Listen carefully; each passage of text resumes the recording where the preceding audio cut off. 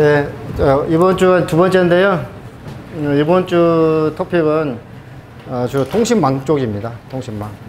그래서 통신망 쪽이 어떤 분들은 쉽다고 하고 어떤 분은 어렵다고 합니다.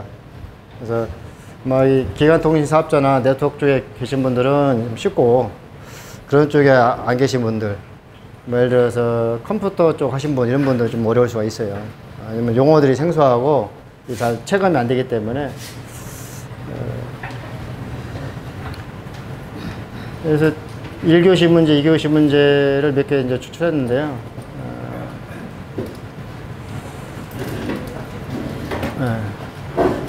가장 기본적인 거죠. 그 이완, T1, 그죠? 이완, T1 가장 기본적인 거고. 사실 요 이완으로 문제는 나왔지만은 이완, T1도 해야 되고, 뭐 DS3, 예? 뭐 이런 것도 해야 되고, STM1, 4 이런 것도 해야 되고. 그래서 그 프레임 구조가, 그죠? 이 프레임 구조가 어떻게 되어 있는지, 그죠? 그 전송 방식별로 이 프레임 구조가 어떻게 되어 있는지 좀 정리를 하셔야 돼요. 그래야만이 나중에 여기 가면은 OTN의 프레임 구조도 또 설명하러 나와요. 그죠? 아마 기출 문제죠. 그죠? 그러니까 각 전송 단위별로, 전송 방식별로 프레임 구조를 다 정리해 놓으셔야 돼요. 뭐 어떤 게 나올지 모르잖아요. 그죠? STM1에 대해서 나올 수도 있고, 그죠? 뭐 저희 OTN 프레임에 대해서 설명하라고 나올 수도 있는 거고. 그렇기 때문에 전송 방식별로 쭉 해보시면 되고, 가장 기본적인 것이 이완 T1이기 때문에 아마 아주 고전적인 거죠. 한 30년 더 됐죠. 그죠? 이거에 나온 겁니다. 그죠? 그다음에 이제 전송 속도를 어떻게 계산하는지, 통신 이론하고 좀 관련된 지식이 좀 있어야 되겠죠. 그죠? 그리고 QoS, 이제 IP 네트워크에서는 QoS가 중요해요.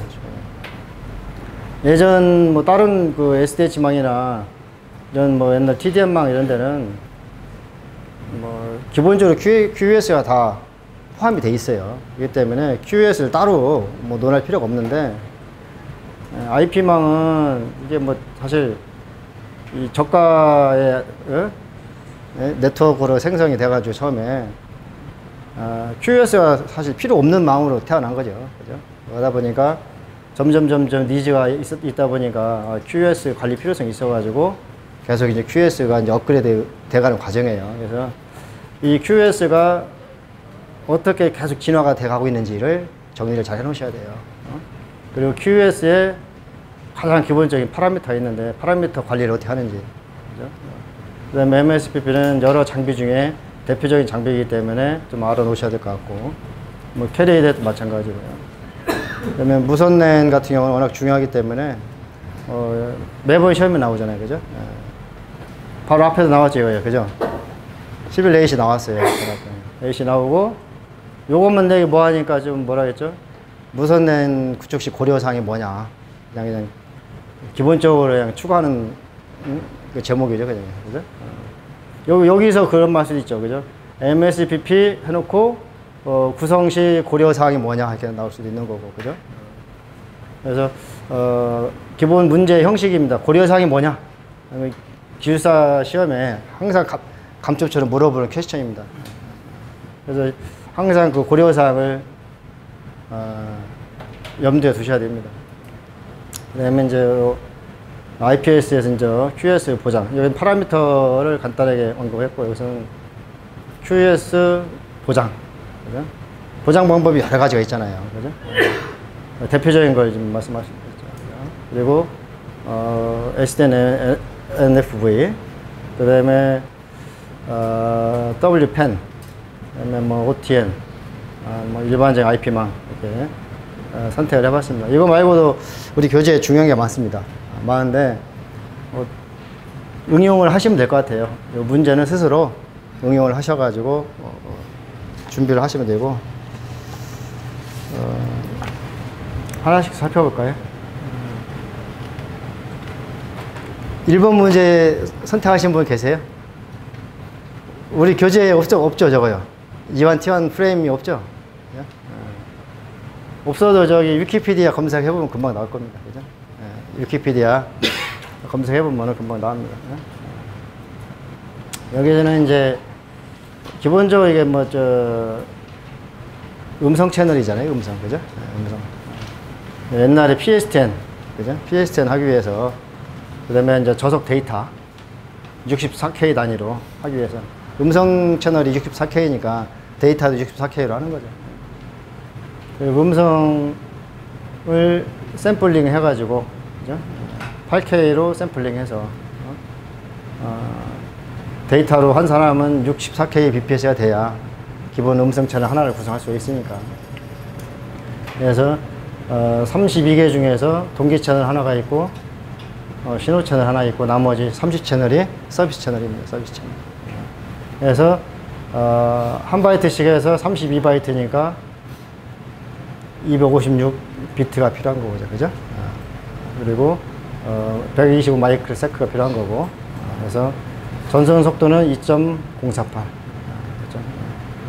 그래서 나중에 이제 이건 유럽 방식이고 미국 방식 T1에 대해서도 똑같이 계산하는 게 그대로 나올 수가 있고, 또 E1 T1 뿐만 아니라 소넷 SDH도 또 나올 수가 있어요. 그리고 소넷 SDH도 오래됐지만은 또 이 기술사분이 또 이게 출제에 들어가면 언제든지 나올 수가 있어요.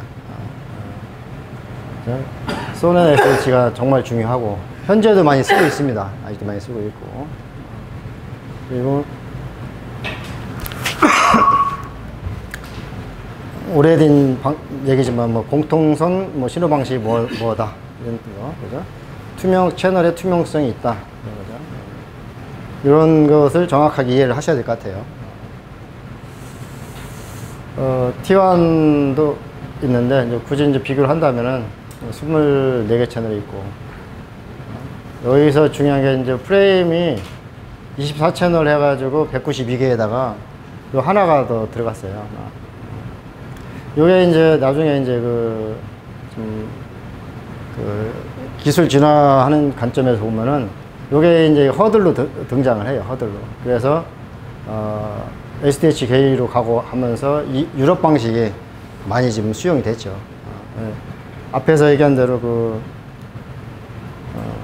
이 채널의 투명성이 있기 때문에 T1 방식은 이게 없어요. 그래서 이런 차이점이 있다 하는 거. 그리고 속도가 이렇게 돼 있고. 근데 미국에서는 T1 아직도 쓰니까 또 알고 있어야 되겠죠. 유럽으로 가거나 뭐 하면 대부분 이제 E1 쓰고. 그 다음에 요 통신 이론에서 하는 요 법칙은 아시죠? 통신 이론 쪽에서 하셨을 거고. 그 다음에 통신 이론에서 요 라인 코딩 방식. 요것도 다 배우셨죠? AMI 방식이 뭐고, B6 뭐 ZS 방식이 뭐고, 요 방식이 뭔지를 다 배우셨을 거예요. 이건 따로 통신 이론 시간에 정리를 해 놓으셔야 됩니다. 각각의 장단점이 있죠. 그죠?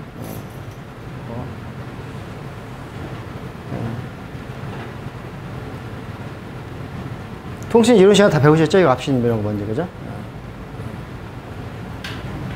이건 이제 용어를 보면 이제 뭐 PDH다, 뭐 PCM 방식이다, 뭐 세프트, 이게 유럽 방식이라는 얘기죠, 그죠? 이건 옛날 용어들인데 참고삼아 알아두시면 될 것 같습니다. 통신망에서 처음 배우는 게 E1 T1인 것 같아요. E1 T1 배우면서, 왜냐면 이게 역사다 보니까 E1 T1 배우면서 DS 1, 2, 3 배우면서 소넷 SDH 배우고, 그 다음에 이제 WDM 배우고, 그러다 최근에는 이제 OTN 배우고, 그죠? 그 다음에 OTN으로 가고, 그런 식인 것 같아요. PTS, 뭐, 패킷망으로 가고, 그죠? 그러면 QS 파라미터인데, 이거 다 기억하실 수 있나요? 시험장에 가시면은. 이거는 외우려고 하지 마시고요. 곰곰이 생각해보면은, 뭐, 어떻게 보면 5가지 정도만 기억하시면 됩니다. 5가지. 그죠? 그래서, 밴드위스 당연히 중요하죠. 그죠? 그 다음에 딜레이. 딜레이는 2가지가 있습니다. 이 거리상 그 전달 지연이 있고요. 특정 장비에서 이 프레임이라든가 프로세싱 해주는 그 딜레이가 있어요. 그래서, 모든 장비에 다 이 지연이 다 있죠. 나중에 MSBP 할 때 보면은 그 MSBP에서 제네릭 프로세싱 절차가 있는데 거기에 이 단점이 이거예요. 그 프로세싱 지연이 많다는 거, MSBP에서도. 이런 게 있다는 거죠, 그죠? 그리고 지터가 뭐라는 거, 그죠? 위성 지연. 실제 이제 우리가 많이 겪는 건 패킷 로스죠, 그죠? 패킷 로스. 패킷 로스로 다니는 뭐 BER로도 할 수 있고, SES로도 할 수 있고, 그죠? 그 다음에 커넥티비티, 그 다음에 스루풋. 얼마나의 스루풋이 나오냐 할 수도 있고, 가용도. 가용도가 뭔지 아십니까? 어베일러비티. 쉽게 하면 이거 이제 통신사하고 기업하고 서비스 계약할 적에 중요하게 들어가는 파라미터 중 하나예요. 왜냐면 이 가용도는 쉽게 하면 서비스가 가능한 시간을 얘기하는 거거든요. 서비스. 그래서 1년 중에 몇 분 정도 서비스가 끊어질 수 있느냐. 그래서 보통 뭐 퍼센트로 따지면 99.99 뭐 이 정도 돼야 되겠죠, 그죠? 그걸 시간으로 계산해 보면은 연간 몇 시간 정도 된다는 게 나올 겁니다. 99.9라면은. 스루풋은 이제 얼마나 그 데이터를 많이 처리할 수 있느냐고. 패킷도 마찬가지로, 그죠? 뭐 모르는 거 없죠. 다 알고 있는 거. 다만 시험장에 가서 잘 기억을 하셔야 됩니다. 시험장에 가서. 한 5가지 정도는 기억을 하셔야 될 것 같아요. 그 지연과 관련된 용어 중에는 IP망에서 보는 RTT라고 많이 하는데, 그 상대까지 갔다 오는 라운드 트립 타임 있잖아요. 그거를 많이 계산합니다. 그래서 뭐 미국 갈 적에는 미국의 어떤 거기 사이트까지 라운드 타임이 뭐 220ms라든가, 뭐 이태리까지 가려면 250ms라든가, 뭐 동남아까지 가려면 150ms라든가, 이게 그 요구하는 그 딜레이가 있어요. 주로 이제 전달 지연하고 풀세지인데, 전달 지연 쪽인데, 그런 거에 따라서 이제 그 네트워크 설계가 달라지기 때문에 MSBP인데, MSBP는 야구가 뭐지? 멀티 서비스 프로비저닝 플랫폼이죠. 그러니까 이제 플랫폼이라는 데서 이제 힌트를 얻으실 거예요. 하나의 박스에다가 여러 가지를 갖다 집어넣었어요. 그래서 여러 가지 서비스를 공급하는 뭐 장비다, 이렇게 하시면 될 것 같아요. 그래서 하나의 장비에다가 여러 기능들을 갖다가 넣은 거예요. 그냥 화학적이나 뭐 이렇게 융합한 게 아니고 장비만, 장비를 물리적으로 하나의 박스에다 집어넣은 거예요. 그리고 기능 몇 개를 추가했죠. 그래서 인터페이스에 보면은 TDM 방식도 인터페이스가 있고, 이더넷 방식 인터페이스도 있고, ATM 인터페이스가 있어요. 근데 요 신호가 들어오면은 매핑을 해가지고 SDH망에 적합한 신호로 매핑을 해줍니다. 요 매핑 프로시저가 중요한 거죠, 그죠? 왜냐면 이 당시만 하더라도, MSBP가 나올 당시만 하더라도 모든 전송망은 다 SDH망이나 소대망 구성이 되어 있었어요. 그렇기 때문에 요 망에다 얹기 위해서 요 MSBP하고 인터페이스, 이쪽 트리뷰터리고 이쪽 백본 쪽이고, 그리고 요거는 SDH 링 네트워크라고 보시면 됩니다. 링 네트워크. 뭐 P2P망으로 구성할 수도 있습니다. P2P망으로. 근데 보통 SDH망이 초창기 들어오면서 대부분 백본망에 도입되면서 링 네트워크로 다 구성이 됐습니다. 요즘은 뭐 액세스망에도 많이 쓰고 있지만, 그리고 역시 이제 신호에 따라서 또 코어망으로 연결시켜주고요. 그래서 SDH는 기본적으로 링망이다. 뭐 이게 노드가 2개일 수도 있고 여러 개일 수도 있습니다. 그래서 SDH는 잠깐 말씀드렸지만은 SDN1부터 64까지, 그죠? 그 개위는 다 기억하셔야 됩니다. 그죠?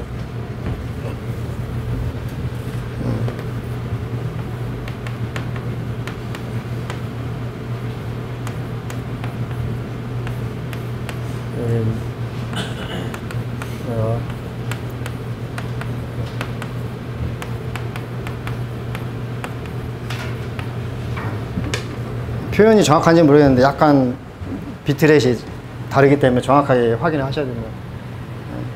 요 계기를 아셔가지고, 그래서 장비가, MSP 장비가 STM 안에 물리는 장비가 있고, 6돌돌에 물리는 장비가 있고, 2.5기가에 물리는 장비가 있고, 10기가에 물리는 장비가 있어요. 여러 가지 유형이 있는 거죠. 다만, 이제 뒤에서 설명한 것들은 기능이 어떤 기능이 포함되어 있다는 거고, 장비의 종류가 여러 가지가 있어요. 그래서 이제 통신망의 가장 기본적인 구성을 얘기한 거예요, 지금. 그러니까 예전에 보면 이렇게 그 SDH 그 백본망이 있으면은 여기 백본에 코어망이라고 할 수도 있고, 접근하기 위해서는 액세스망. 이거 이제 가입자망이죠, 그죠? 여기 보면 옛날 뭐 T1, E1 방식, 그죠? 그다음에 T3 방식, 뭐 하여튼 옛날 방식들이 이 멉을 통해서 들어오면은 HTM 단위 이렇게 했어요. 예전에는 속도가 낮았기 때문에 전혀 문제가 없었어요. 여기 또 공간도 많이 차지하고 장비도 비싸고 용량은 아주 작고, 그죠? 그러다가 이제 이더넷이 막 들어오면서 용량 커지면서 이건 이제 말 그대로 레가시 장비가 돼서 태물이 된 거예요, 태물이. 그리고 그 과도기 과정으로 그 MSBP가 중요한 역할을 한 것 같아요. 그래서 그 이더넷으로 완전히 넘어가기 전에 기존의 서비스를 무시할 수 없으니까, 그죠? 그 MSP 장비를 도입을 해서 이 장비 하나에서 뭐 이더넷도 처리하고, 이런 그 T1 뭐 요것도 처리하고, 뭐 TDM도 처리하고 해서 액세스를 시켜주는 거죠. 그래서 상당 부분 큰 역할을 했던 것 같아요. 왜냐하면 이런 멉 장비들이 채널 멉도 그렇고 엄청 비싸거든요. 비싸고 관리하기도 어렵고 복잡하고, 그런 상태에서 이게 아주 컴팩터 크기도 작고 공간도 적게 차지하고 하면서 상당히 많이 설치가 됐죠. 거의 한 10년 정도 그 이상을 아마 이게 좀 일정 부분 역할을 한 것 같아요. 그리고 여기는 이제 SDH망이라고 그렸지만은 사실 MSPP가 SDH망으로만 접속되는 게 아니고 바로 WDM망으로도 접속이 가능해요. 그래서 이 코어망이 그냥 DWDM망, 아니면 WDM망이면 거기다 바로 매핑이 가능합니다. 그래서 이 SDH도 걷어내는 거죠. 필요가 없는 거죠. 그냥 SDH 걷어내고 WDM망으로 MSPP가 바로 연결이 가능합니다. 그래서 그리실 적에 그 SDH망으로 그릴 수도 있지만은 여기를 WDM망으로 그리셔도 관계없습니다. 이제 중요한 기능 중에 하나가 이제 이런 거죠. 요거 꼭 기억하셔야 돼요. 세 가지의 전송 방식을 다 지원한다. 그죠? 그리고 회선을 분배한다는 얘기죠. 분배한다는 얘기가 뭐냐면은 여기서 STM만이 떨어지면은 저속급으로 채널 멉싱 요 기능을 다 한다는 얘기예요. 그래서 분배를 해주고 보호 절차를 한다는 얘기는 서큐트 프로텍션 스위칭 한다는 얘기인데, 여기서 백볼 쪽으로도 링 스위칭을 해주고 여기서도 필요하면 뭐 회선 간에 절차할 수가 있어요. 뒤에서 나오겠지만 그 대신 요 이더넷 포트는 안 됩니다. 안 되고, 요건 채널 포트를 이렇게 1+1으로 구성을 해서 보호 절차를 할 수가 있어요. 가장 중요한 게 이거죠. 우리 전송망에서 항상 기본적으로 요구하는 게 50ms입니다. 50ms가 안 되면은 QoS가 보장이 안 돼요. 왜 그러냐면은 아까 얘기했던 이 패킷 손실이 생겨가지고 안 됩니다. 회선 분배라는 걸 뭘 말하는? 회선을 저속급으로 나눠서 뿌려준다는 얘기입니다. STM 아니면 155메가잖아요. 요걸 E1으로 계산해가지고 뿌려줄 수도 있고, DS3로 해서 뽑아 뿌려줄 수도 있고, 저속 단위로 분기해서 나눠준다는 얘기. 그래야만 고객 측하고 서비스가 가능한 거죠. STM1을 원하는 고객도 있지만은 초창기에는 E1급 원하는 고객, 그 다음에 뭐 DS 뭐 3 원하는 고객이 있어요. 그럼 거기를 나눠줘야 될 거 아니에요, 그죠? 전용 회선 가격이 보면은 E1이면 옛날에 상당히 비쌌어요. 45메가도 엄청 비싸고요.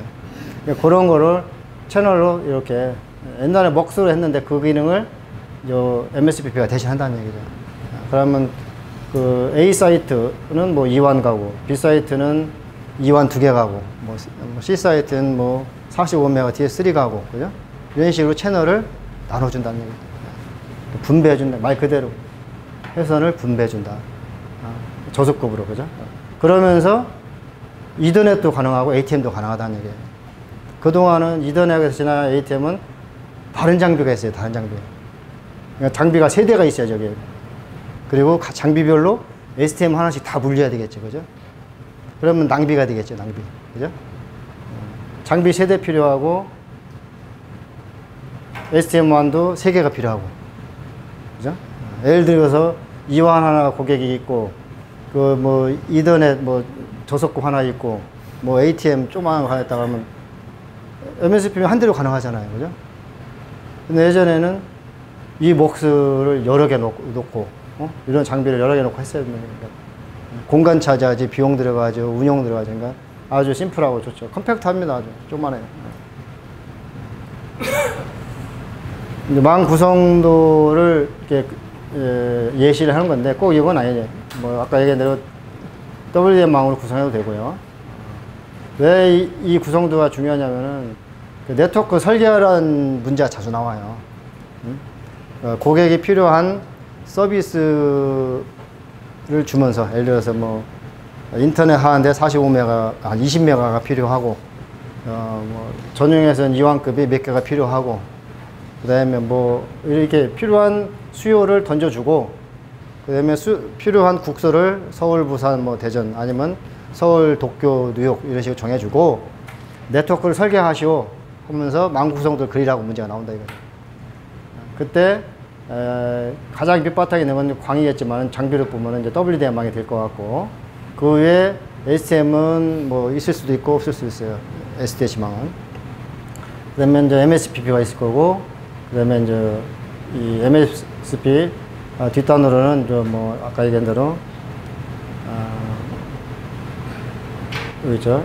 TDM, ATM, 이더넷 다 지원이 가능하다는 얘기죠. 그죠?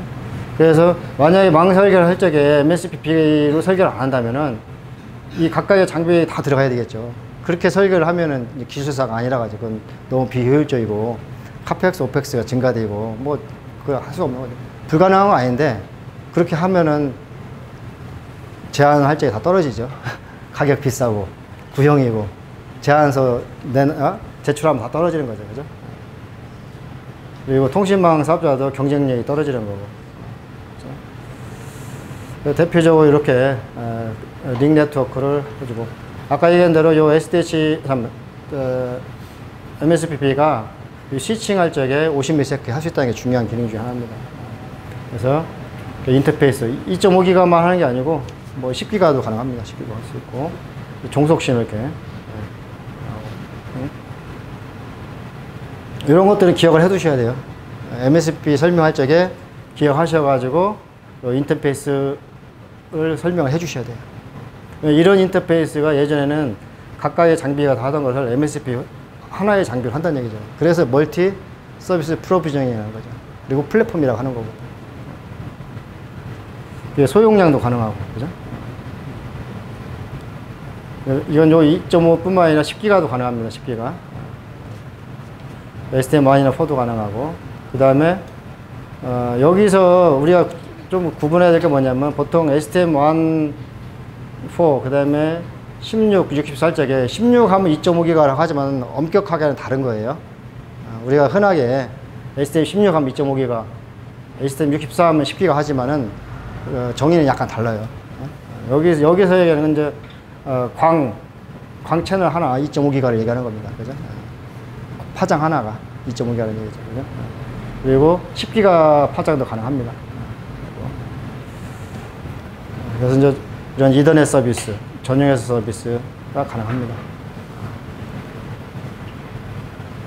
전화도 가능하고, 전용에서도 가능하고, 전화도 가능하고, 데이터 정보망도 가능합니다. 그래서 요런 것을 꼭 기억을 하셔서 써주셔야 돼요. 요거는 뭐 바꾸셔도 관계없고요. 그죠? 요 장비를 하나로 한다는 얘기입니다. 실제 그릴 적에는 불필요한 건 잘라내고요. 심플하게 그리셔야 돼요. 그대로 그리시면은 기억도 못하고 시간이 없어요. 그래서 가장 간단하게 그릴 수 있는 건 일단 링 네트워크를 하나 그리시면 돼요. 링 네트워크. 예를 들어 저 장비를 감독고 MSP 보면은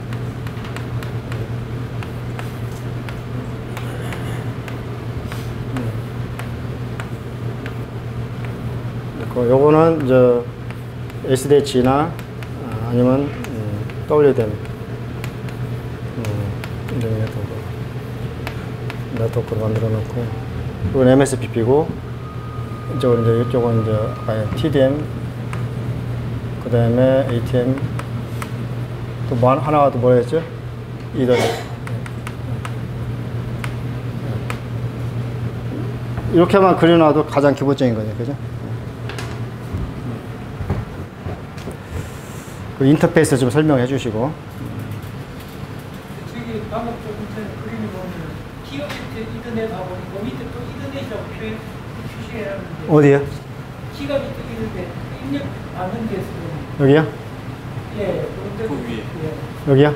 예. 아, 기가 밑에 이더넷 그렇죠. 왜냐면은 이제 액세스마다 예를 들어 여기 서울이고 여기 뭐 인천이다 하면은 인천의 고객은 기가비 이더넷 서비스를 원하니까 기가비 인터페이스 해주는 거고, 서울이면은 이더넷 방식을 원하니까 이게 여기서 이더넷은 100메가 얘기하는 것 같아요. 100메가. 이더넷도 속도가 다르지 않습니까? 그죠? 기가빗 원하는 데가 있고 그냥 100메가 원하는 데도 있고, 그죠? 100메가 같은 경우 대부분 뭐 100메가 그 초고속 인터넷 서비스 같은 거 할 적에, 그죠? 그래서 100메가 이거 만약에 기가 인터넷 서비스 한다면 이걸 붙여야 되겠죠, 그죠? 그럼 기가 포트 붙여야 되고 100메가 포트 붙여가지고 여기 요 장비에 그 포트를 설정할 수가 있어요. 그래서 설계해서 주문을 할 적에 그 포트에 맞게끔 주문을 합니다. 설계를 해서. 그리고 바꿀 수도 있고요. 그리고 여기서 쓰던 장비 띄워서 딴 데로 옮겨서 이설해서 설치할 수도 있는 거고. 그래서 요 종속 신호에 맞게끔 여기를 설계를 해줘야 되는 거예요. 인터페이스를. 그건 이제 사이트마다 틀리잖아요. 그죠? 서비스 니즈가 뭐가 있는지 모르니까. 그건 설계를 해봐야 아는 거죠. 그죠? 니즈에 따라 다릅니다. 왜냐하면 이쪽 XX구는 대부분, 뭐라 하나, 고객 사이트라고 보시면 돼요. 사용자 사이트. 뭐 공공기관이 될 수도 있고, 기업 사이트가 될 수도 있고, 개인이 될 수도 있어요.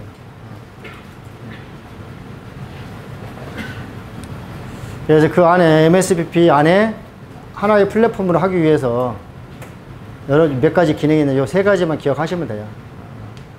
프레이밍 한다. 그죠? 프레이밍 한다. 그죠? 어떤 프레임으로 한번 만드냐? 아까 얘기했듯이 기본적으로 SDH 소넷망에 올렸기 때문에 SDH 소넷 프레임으로 프레이밍 하는 거예요, 프레이밍. 아까 처음 얘기했잖아요. 전송 방식마다 다 프레임이 다르다고. 그죠? 그 정리 한번 해놓으시라고 했잖아요. 그죠? SDM1은 어떤 프레임으로 구성되어 있는지를 미리 알고 계셔야 돼요. 앞에서 얘기했듯이 E1 프레임 어떻게 되어 있고 DS3 기가빗 이더넷은 어떤 프레임이 되는지를 다 알고 계셔야 되는 거예요. 그러니까 정리해 놓으셔야 되겠죠. 그래야 이해도가 좀 올라갑니다. 그래서 여러 가지 종속 신호의 다른 전송 방식의 프레임을 요 소넷 SDH의 프레임으로 바꿔주는 걸 하는 거예요. 그 틀에 맞춰 넣는 거죠. 그 프레임 형식에 맞게끔 집어넣는 거예요. 프레임은 가장 기본적으로 지난 시간에도 했지만은 프레임은 뭐예요? 정보 신호가 있는 거고, 그죠? 데이터. 순수한 정보 데이터가 있는 거고, 그 필요한 앞에 제어 신호라든가 아니면 오버헤드가 들어가는 거, 오버헤드. 그죠? 모든 형식이 그렇게 돼 있어요. 기본 컨셉트가 돼 있어요. 그죠? 근데 여기서는 뭐냐, SDH 소넷 프레임이 있어요. 그 형식으로 바꿔주는 걸 하는 거, 바꿔주는 거. 그래야 이 네트워크에 올라가서 쓸 수 있는 거죠. MSPP over SDH가 되는 거죠. 그죠? 그리고 프레이밍을 한다. 그죠? 프레임을 맞게끔 바꿔주는 역할을 하는 거예요. 근데 이제 버추얼 컨카티네이션에서 Vcat이라고 합니다. Vcat. Vcat이라고 하는데 이건 SDH망을 조금 이해하시면은 쉬운 개념이고, SDH망을 참 이해를 못 하시면, 아, 이게 뭐지? 뭐 이런 생각이 들 거예요. 이건 뭐냐면 일종의 뭐 가상 연접이라는 건데, 가상 연접. 버추얼하게 연접시킨다. 왜 이렇게 하냐면, 여기 있죠, 이거. SDH망이라는 것은 기본적으로 최소 단위가 155메가, 그죠? STM1이에요. 그럼 앞에 있는 저속 신호들을 STM1 단위로 실어서 보낼 수는 없잖아요. 그죠? STM1에다가 차곡차곡 끼워 넣어야 되겠죠. 그죠?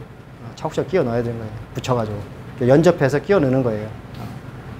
155메가라는 그 프레임 안에다가, 그 앞에 있는 그, 뭐, E1 신호든 DS3 신호든 이것을 갖다가 가상적으로 끼워 집어넣는 거예요. 차곡차곡. 빈 공간 없게끔.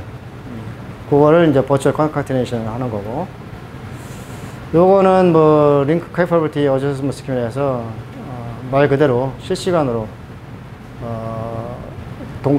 동쪽으로 대역폭을 할당하는 기술이다. 이렇게 하시면 크게 어려움 없을 것 같습니다. 그래서 인터페이스가 있는 거고요.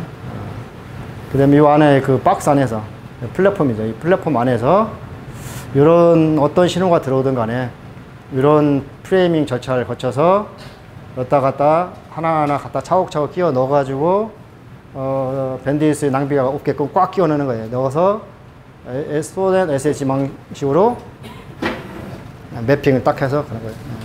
요 프레임에 맞게끔 탁 집어넣는 거예요, 신호가.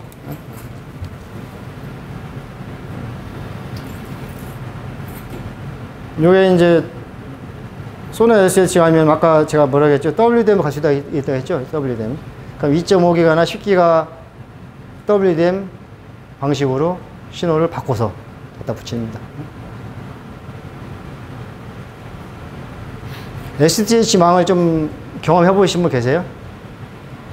경험 안 해보신 분은 그 위키피디아만 찾아보시면 아주 잘 나와 있어요.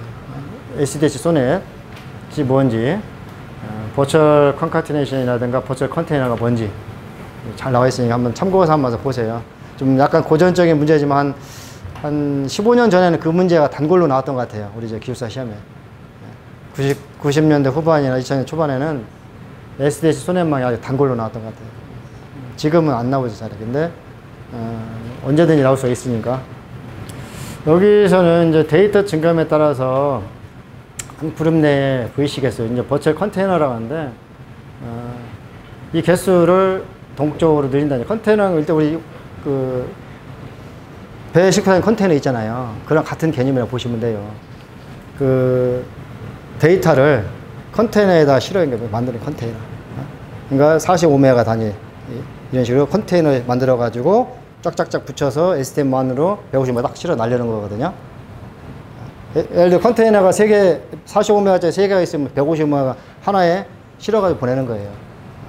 그래서 그런 것을 동쪽으로 증감을 시켜준다는 얘기죠. 동쪽으로 증감시키는데 지금 그 단을 보면 링크 캐패빌리티 양을 보면은 링크 상태에 따라서 그 양을 한다는 그런 뜻이죠. 링크 상태가 아니고요.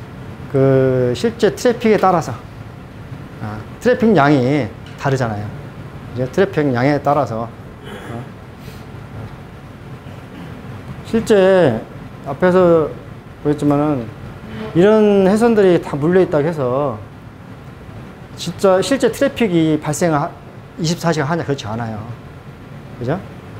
데이터가 왔다 갔다 할 때만 트래픽이 있고 나머지는 비어 있는 거죠. 컨테이너가 있어도 비어 있는 거예요. 안에 데이터 아무것도 없어요.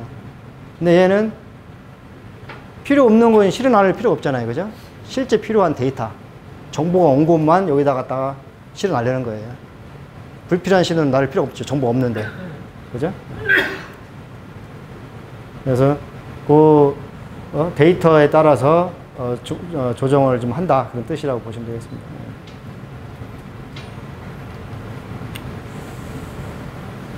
앞에서 얘기 드렸죠. IP를 바로 ATM도 필요 없고 SDH 필요 없고 그냥 바로 DWM으로도 가능합니다. 웹핑은. 주로 이제 서비스 프로바이더, 그러니까 통신사업자의 백본 쪽이나 큰 기업의 엔터프라이즈 사내망 구성에 많이 선호를 하고 있습니다. 현재도 많이 쓰고 있어요. 현재. 예를 들어서 뭐 LTR 같은 걸 서울하고 평창 올림픽까지 이렇게 LTR 구성하잖아요, 그죠? LTR을 어디다 올리냐, 그죠? 어떤 백본망에 올리냐 할 적에 이제 예를 들어서 MSPP망이 될 수도 있고, 뭐 WDM망이 될 수도 있는 거고, 그 용량에 따라 다른 거예요. WDM망 기본적으로 2.5기가나 10기가는 돼야 WDM망을 쓸 수 있어요. 근데 하나 가지고 그거 써야 잘 안 쓰죠, 그죠? 2.5기가 여러 개, 10기가 여러 개가 필요할 적에 WDM망 쓰지, 거기다가 뭐 WDM망 쓸 이유 없죠. 백본일수록 고가고 대용량인데, 그런 때는 그냥 광코어 하나에다가 MSPP 2.5기가짜리나 10기가짜리 하나 붙이면 되는 거죠. 그죠? 충분하죠. 아니면 2.5기가도 안 된다. 그러면 155메가짜리 MSP 저가 장비 하나 갖다 붙이면 되는 거죠. 굳이 고가의 장비를 갖다 할 필요 없는 거죠. 왜냐면 엔지니어링에서 중요한 게 가격이잖아요, 가격이. 제안서 내야 되는데. 가격 비싸면 다 떨어지잖아요. 최적화래, 최적화. 그죠? 품질을 유지하면서도 장비 카펙스, 오펙스는 최소화 시켜야 되는 거잖아요. 그죠? 그게 이제 기술사가 하는 일이니까. 과대 설계를 하면 절대 안 되는 거죠. 과대 설계를 하면. 그렇고. 그 다음에 이제 발전 방향 쭉 있지만 보시면 되고, 이제 좀 단점이 있어요, 단점. 그죠? 여기랑 비교해도 되고, 뭐 비교 안 해도 관계없는, 하여튼, 이런 또 맹점이 있다 이거죠. 그죠?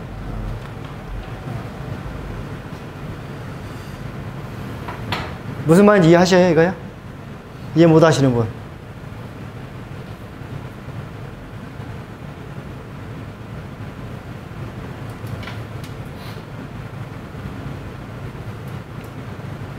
요 이더넷 있잖아요, 여기 요 포트가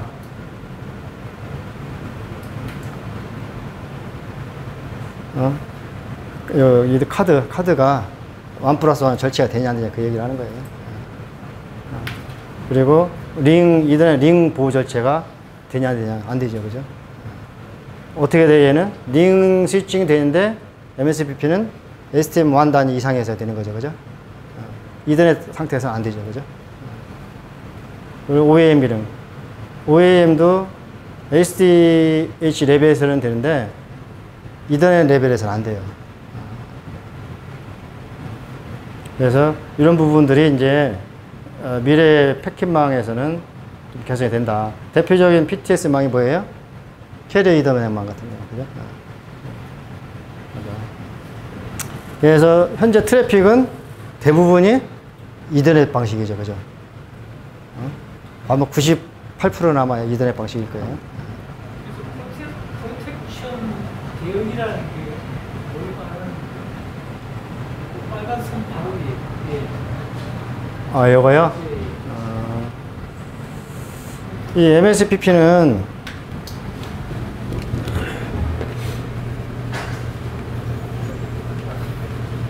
여기서 이렇게 넘어가는 것은 이게 워킹 프로텍션이라고 하는데요. 이건 이제 스팬 스위칭이라고 하고, 워킹 프로텍션에서 이렇게 일리 넘어가는 건 이제 링 스위칭이라고 해요. 그 얘기는 뭐냐면은 프로텍션 채널 항상 스탠바이 하고 있어야 돼요. 낭비죠, 낭비. 그죠? 예를 들어 STM1을 하나 보내고 있다. 아니면 뭐 STM4를 보내고 있다면 여기 하나 유지를 하고 있어야 돼요. 보호용으로. 항상 스탠바이로. 그럼 요 그래 스팬 스위칭을 하거나 링 스위칭을 해가지고 돌릴 수가 있어요. 낭비예요, 낭비. 근데 패킷망에서는 그럴 필요가 없어요. 대역폭 효율성이 올라가는 거죠. 항상 스탠바이 하고 있어야 돼요. 뭐 고속도로 따지면은 고속도로 한 개 차선이 막힐까봐 한 개 차선 항상 비워놓고 있는 거예요. 그러면 낭비잖아요, 그죠? 근데 저 패킷망에 가서는 그럴 필요가 없다는 거죠. 막 끼워 넣는다 이거죠, 알아서. 그래서 대역폭 효율이 좋아지는 거죠, 그죠?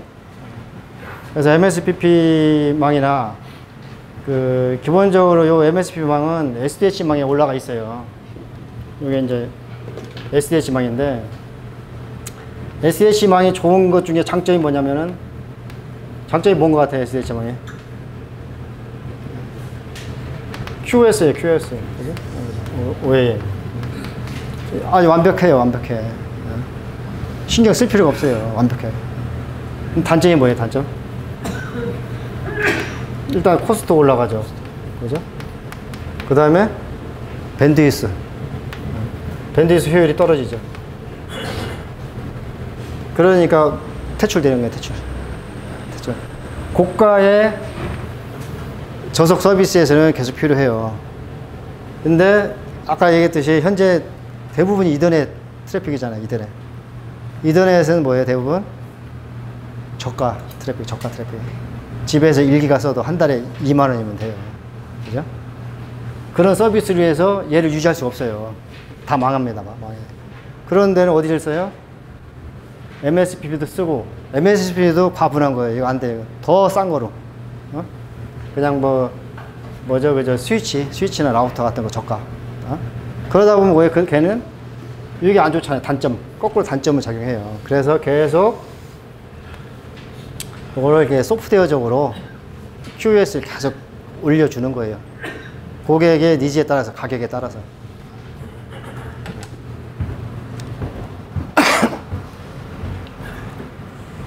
그래서 그 품질은 유지를 하면 좋은데 요즘은 품질보다도 가격이 더 중요하고 인터넷이라는 것은 기본적으로 요즘 실시간도 하지만 기본적으로 실시간이 아니에요.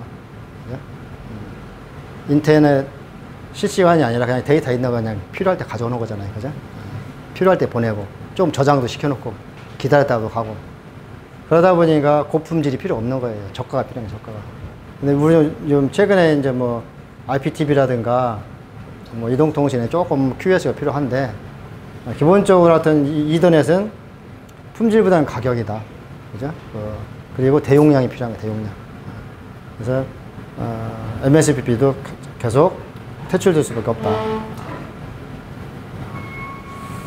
이제 이 구조를 이렇게 보면은 이제 얘보다 조금 앞선 거죠, 그죠? 앞선 거.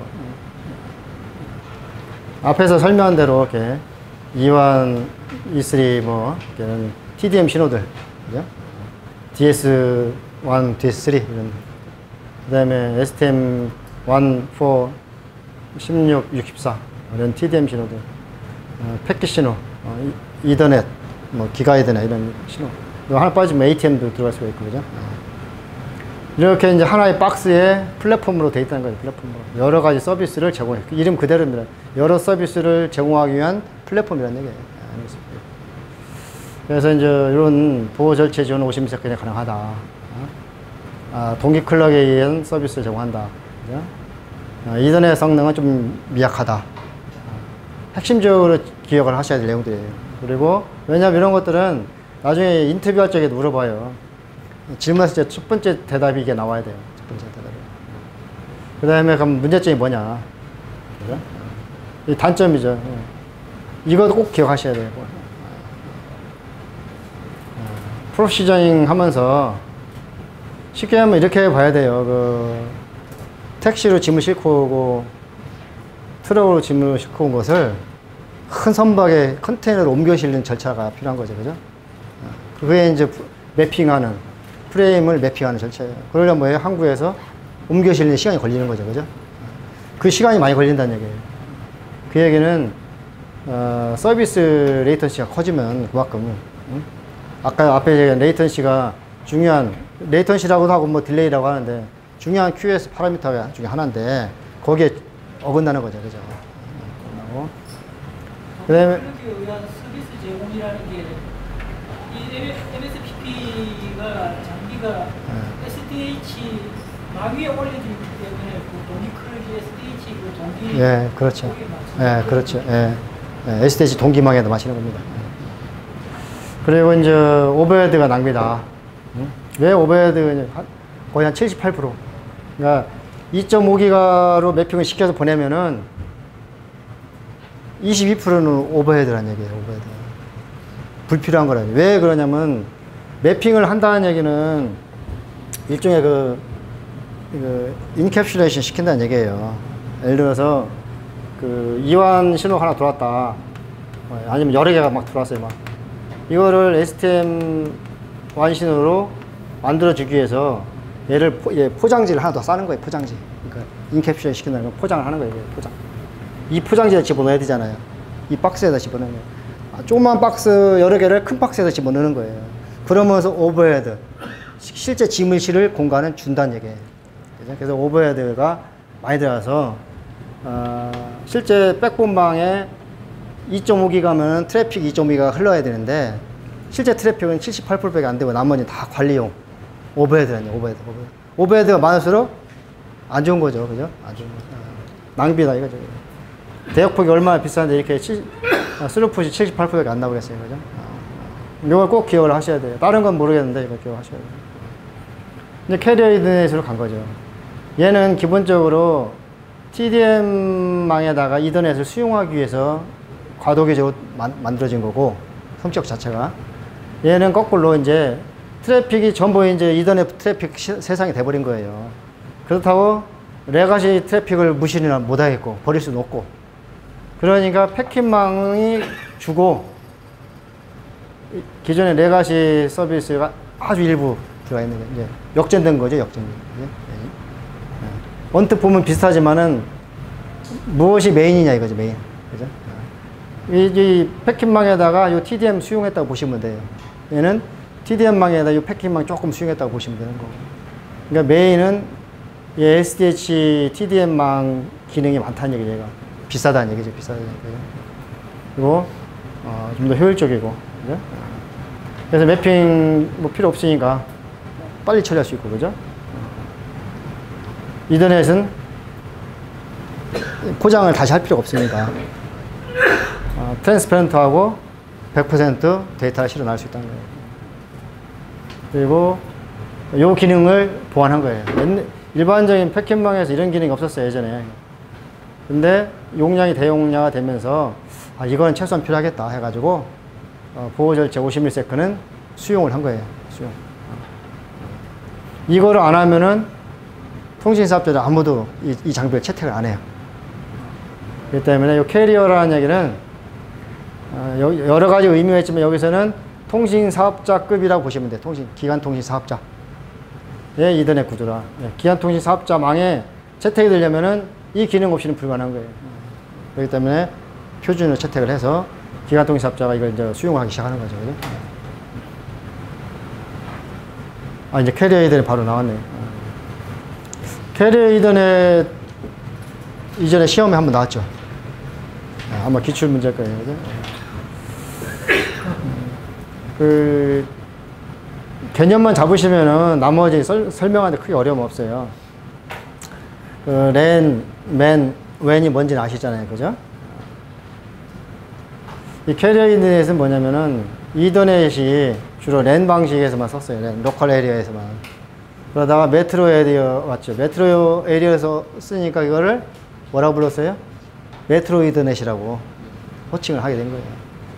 이더넷 하면 액세스 구간이라 뭐 보통 수 킬로미터 정도. 그죠? 전화국에서 우리 집까지. 그 정도.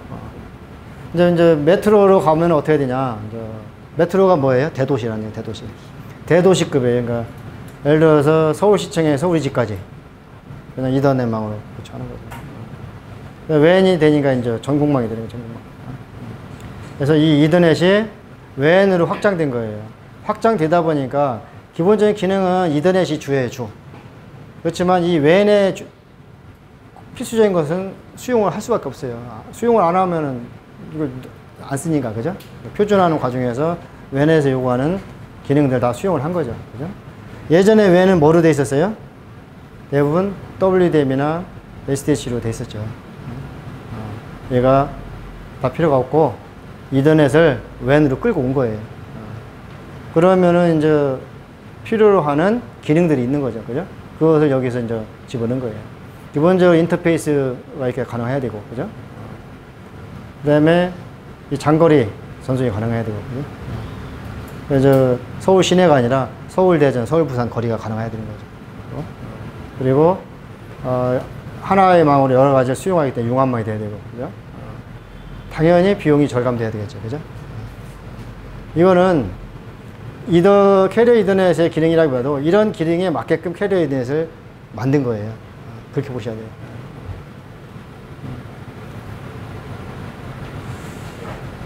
그래서 기존의 전단망 기술에서 가장 단점 중에 하나가 대역폭 효율이 떨어진다는 거예요. 대역폭 효율. 그래서 대역폭 효율을 이제 올리는 거죠. 그죠? 그래서 기존에 이렇게 썼어요. 그래서 이런 기능들을 얘가 해준 거죠. 그죠? 이더넷 오버 SSH망.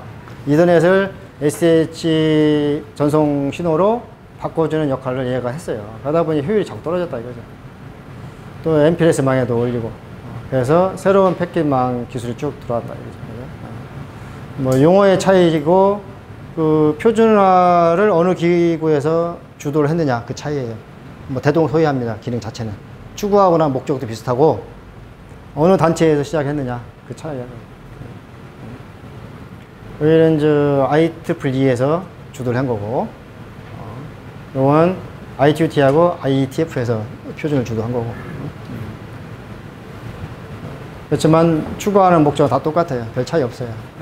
그래서 패킷 전달망으로 갔다. 그러면 이제 결국은 아까에서 얘기한 대로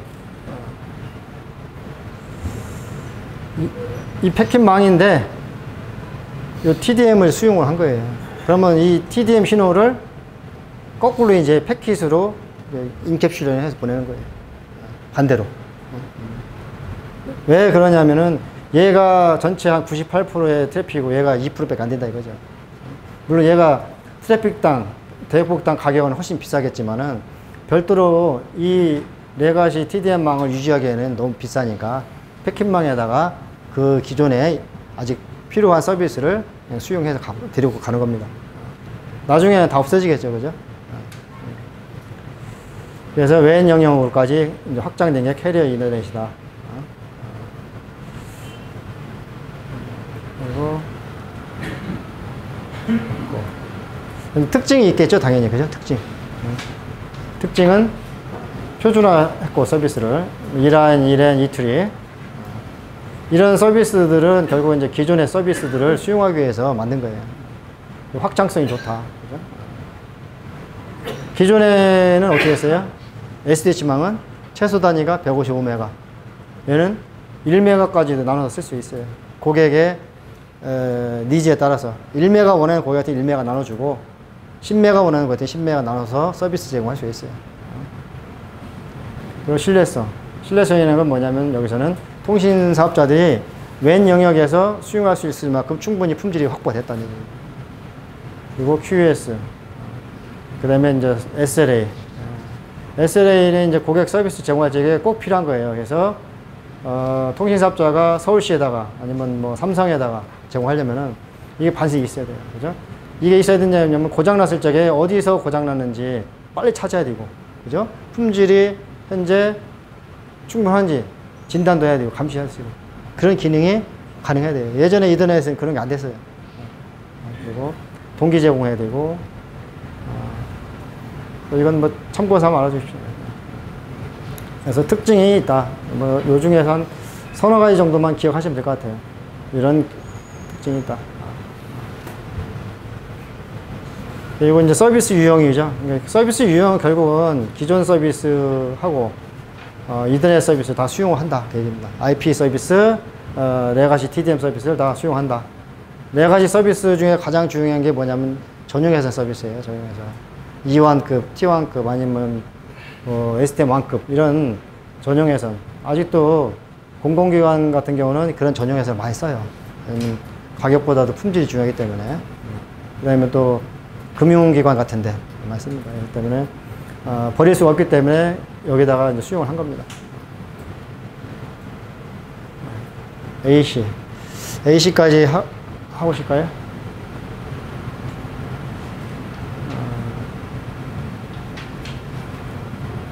잠깐 쉬었다 하겠습니다. 네. 5분간 브레이크하고 진행하겠습니다.